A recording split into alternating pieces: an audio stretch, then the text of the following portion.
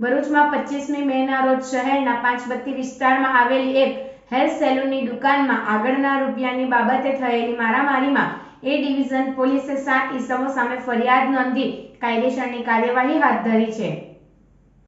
ભરૂચના પાંચબત્તી વિસ્તારમાં મોહમ્મદ અસીમ આસિફ અલી અલવી આદર્શ માર્કેટમાં અલવી હેર સલૂન નામની દુકાન ચલાવે છે। ગત 25 મે 2024ના રોજ સાંજના 6 વાગ્યાના અરસામાં નજીકમાં રહેતો કરણ ગોહિલ તથા રાહુલ ખંડેલવાલ સલૂનમાં આવી વાળ કાપવાનું કહ્યું હતું, જેથી મોહમ્મદ અસીમે કરણ 8 દિવસ પહેલાં હેડ મસાજ અને ફેશિયલ કરાવી ગયો હતો, જેના બાકીના રૂપિયા માંગતા કરણ ઉશ્કેરાઈ સ્ટાફને અપશબ્દો બોલ્યા હતા।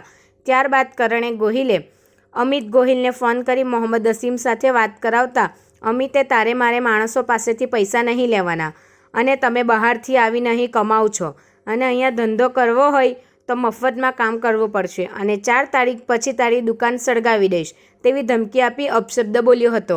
ત્યારબાદ તેઓ અપશબ્દ બોલી જતા રહ્યા હતા। થોડી વારમાં કરણ ગોહિલ અને રાહુલ ખંડેલવાલ સાથે તેના મિત્રો વિશાલ ગોહિલ, પ્રશાંત બાબડિયા, રાહુલ વિરાશ, સંજુ વસાવા સલૂનમાં આવી મારામારી કરી હતી।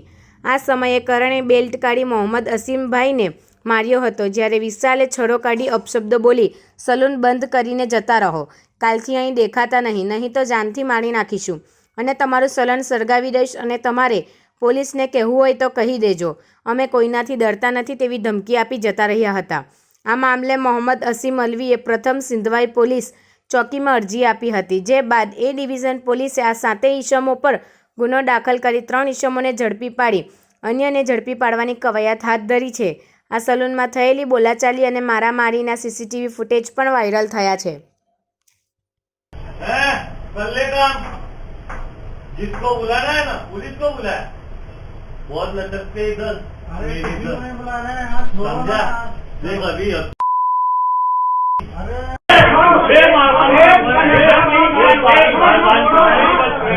बाहर निकल दे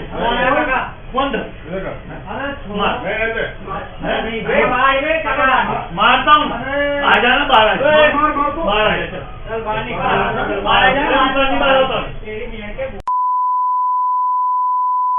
पुलिस को कॉल करो, अभी कॉल करो, तुम पुलिस को बुलाओ अभी।